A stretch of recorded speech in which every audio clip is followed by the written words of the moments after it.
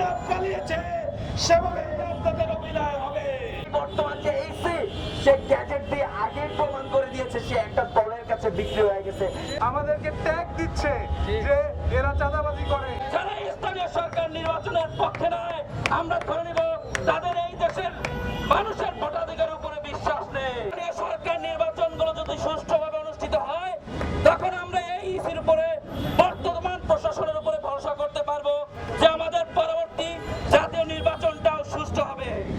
জননেতা নাহিদ ইসলাম সে মন্ত্রণালয় ছেড়ে দিয়ে আমাদের জনগণের কাতারে এসে দাঁড়িয়েছে জনগণের অধিকার প্রতিষ্ঠা করার জন্য।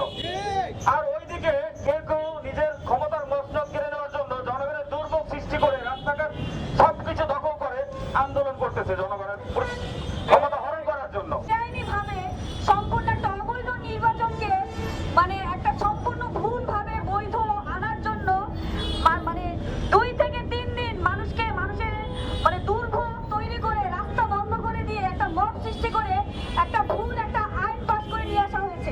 উত্থানের পর থেকে আমাদের সরকারের সর্বপ্রথম দরকার ছিল স্থানীয় সরকার নির্বাচন দেওয়া। আর আজকে আমাদের দেখা যাচ্ছে যে স্থানীয় নির্বাচনের জন্য আমাদের রাস্তায় আন্দোলন করতে হচ্ছে। সে একটা দলের মুখপাত্র হয়ে গেছে, মুখপাত্রের ভূমিকা পালন করতেছে। দেশ বদলে গেছে।